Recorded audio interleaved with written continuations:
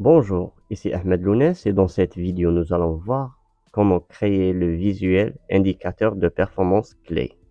J'ai remarqué que beaucoup d'utilisateurs de Power BI ne savent pas comment le créer correctement. Alors commençons sans tarder. Alors comment créer correctement ce visuel? J'ai ici une table des données de vente. Il y a la colonne date, produit, région, vente et objectif. Voilà. Je dois avoir la colonne des mois. Je vais à Power Query dans l'onglet Accueil. Je duplique la colonne des dates en faisant un clic droit. Duplication de la colonne. Je fais double-clic sur l'entête de la nouvelle colonne et je lui donne le nom les mois. Je fais un clic droit sur l'entête une autre fois et je fais transformer mois début de mois. Je fais fermer et charger. Maintenant, je dois créer deux mesures. Une qui somme les ventes du mois actuel ou bien le dernier mois de la table. Et l'autre qui somme les objectifs du mois en cours. Je fais un clic droit sur ma table. Nouvelle mesure. Je vais le nommer vente mois actuel. Je fais égal, Alt Entrée, Calculate. Je calcule la somme des ventes. Je ferme la parenthèse de la formule somme. Je fais virgule, Alt Entrée. Je fais filtre. Je filtre sur la table Sales. Qu'est-ce que je filtre? Je filtre le mois et l'année. Je commence par le mois. Je vais faire month de la colonne date de ma table Sales. Je fais que le mois égale à quoi? Au mois, toujours, month de la date maximale de ma colonne date. Voilà.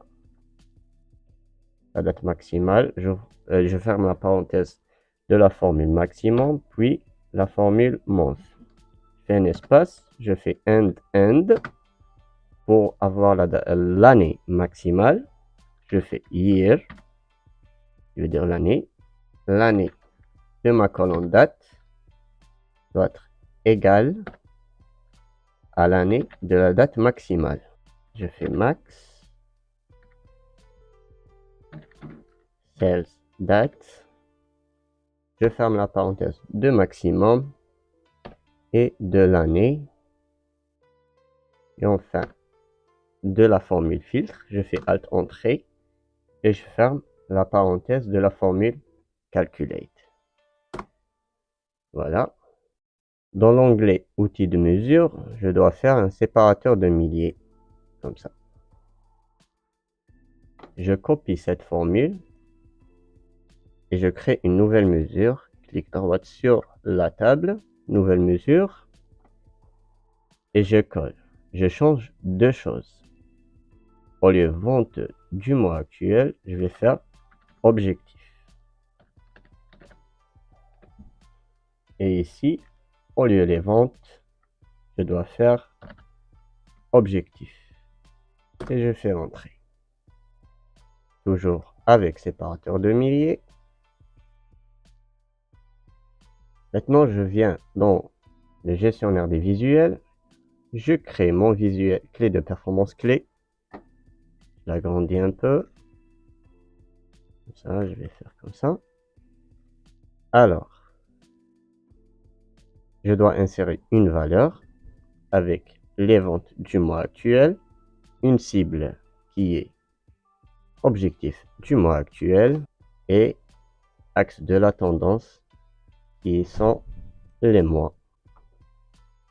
Et là, j'ai eu mon visuel qui m'affiche ici en vert les ventes du dernier mois, en dessous l'objectif et l'écart. Cet écart veut dire qu'on a fait plus 1,5% que l'objectif. Il s'affiche en rouge, c'est-à-dire la courbe et les ventes actuelles s'affichent en rouge lorsqu'on est en dessous de l'objectif. Si on est en dessus de l'objectif, il s'affiche comme ça, en vert. Je vais faire un filtre par région, par exemple. Dans la région centre, on a ces chiffres. Dans la région est, les ventes sont en dessous de l'objectif. Il y a un écart de 0,5%. Voilà comment créer le visuel indicateur de performance clé. Et merci pour votre attention.